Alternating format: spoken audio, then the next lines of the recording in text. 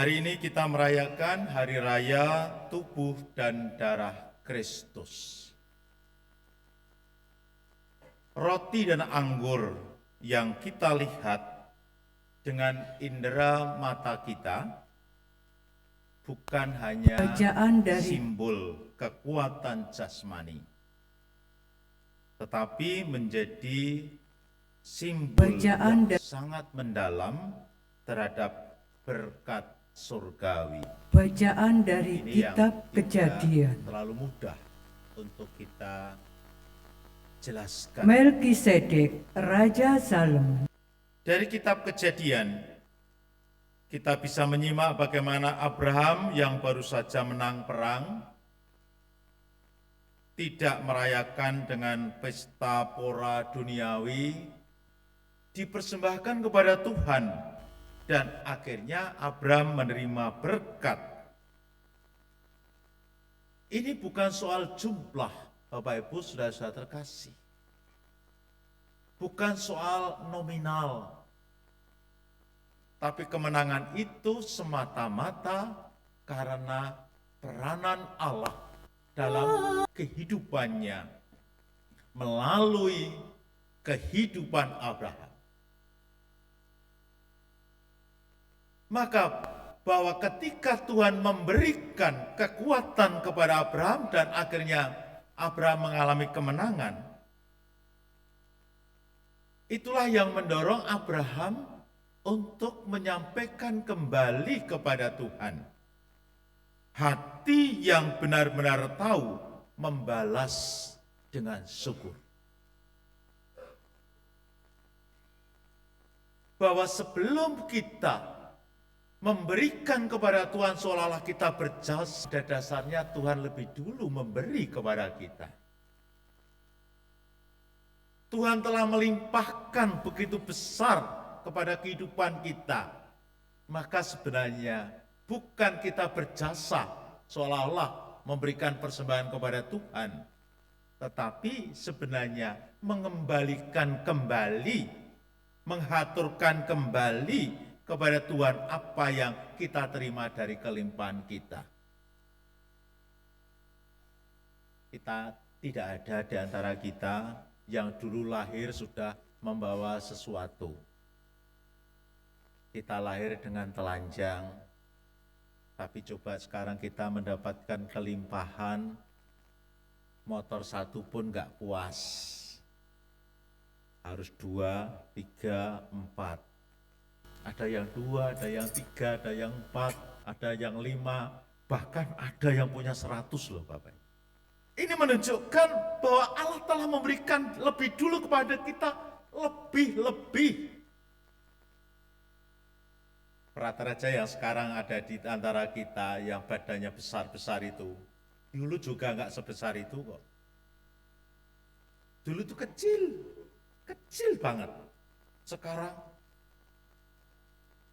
maka kalau dulu lingkaran kecil.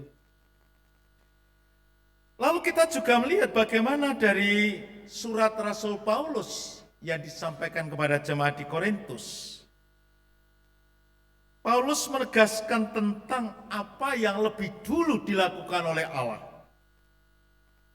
Bagaimana ketika Yesus menghadapi peristiwa hendak diserahkan.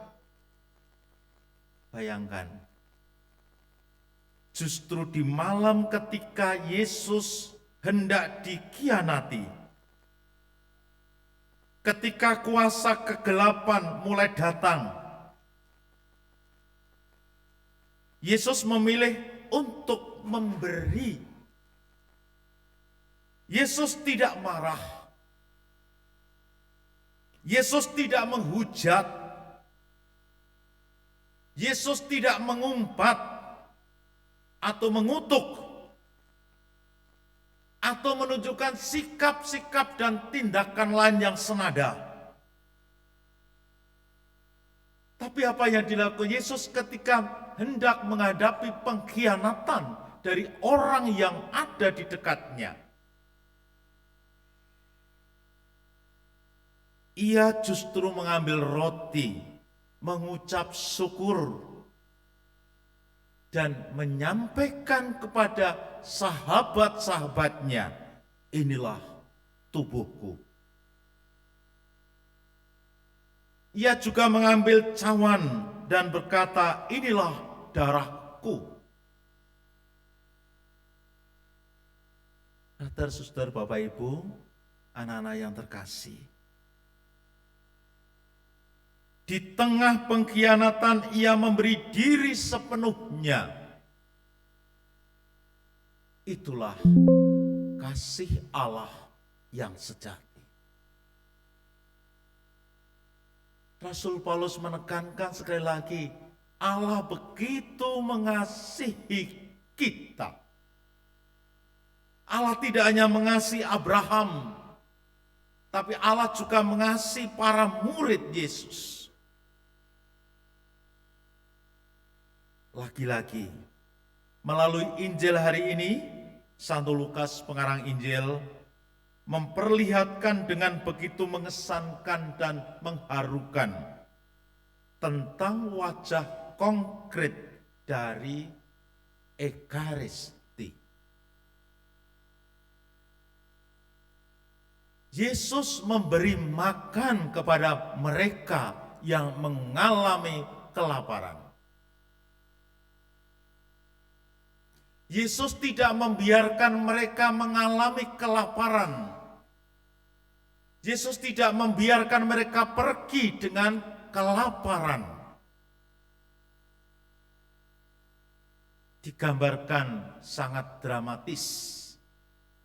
Yesus memberi makan 5.000 orang laki-laki, tidak termasuk perempuan dan anak-anak. Jadi sadarlah para perempuan tidak masuk dalam hitungan Injil. Kalau hari ini, di pagi ini, Yesus memberikan roti sebagai bentuk mukjizat sangat kecil karena laki-lakinya tidak terlalu banyak. Yang kor saja coba, yang laki-laki dan perempuan banyak mana? Yang laki-laki 1, 2, 3, 4, 5, 6, 7. Perempuannya 1, 2, 3, 4, 5, 10. Oke, wedoke, tenang. Di deret ini saja coba dihitung. Belum di deret sana. Intinya Yesus memberikan kasih-Nya kepada begitu banyak orang dengan penuh tanggung jawab.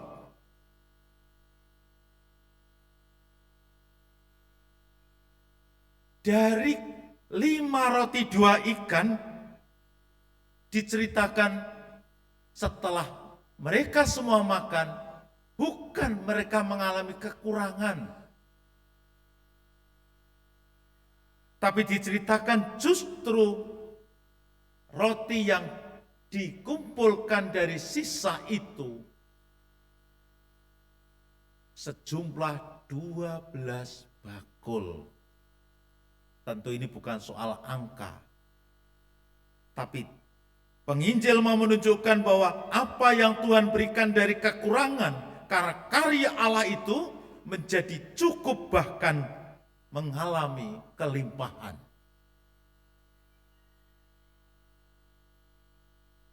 Saudara-saudara, Bapak Ibu Saudara terkasih, ini adalah pengingat bahwa kasih Tuhan tak akan pernah habis.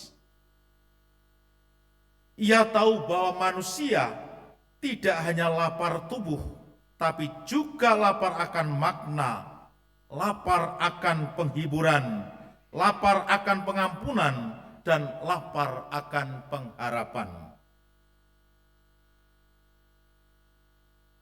Yesus telah memberikan contoh tentang misteri Ekaristi, yaitu misteri berbagi.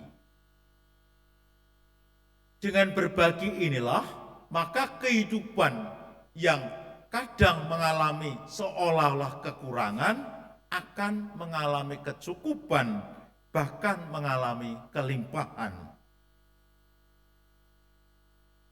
Yesus tidak hanya sekedar memberikan makan kepada pengikutnya.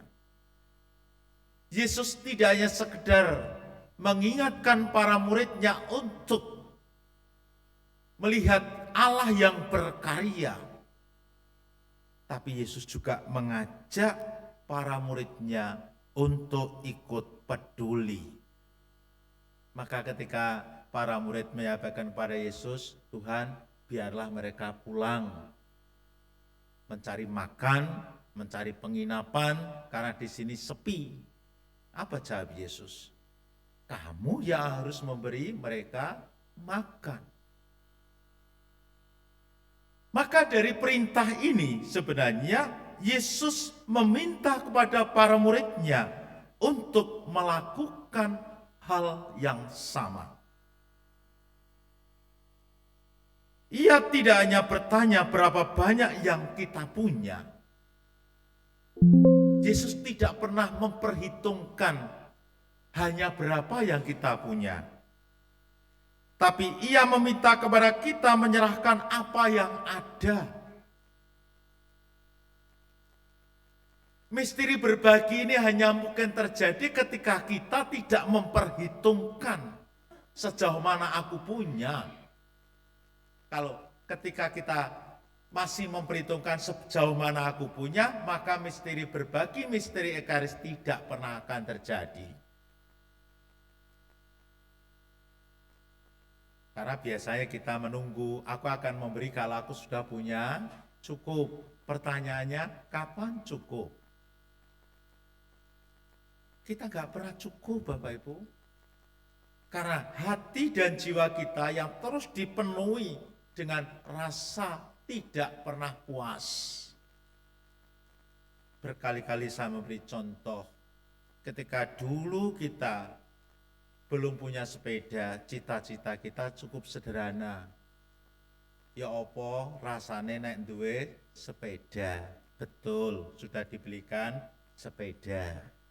Sudah punya sepeda, apakah sudah merasa cukup?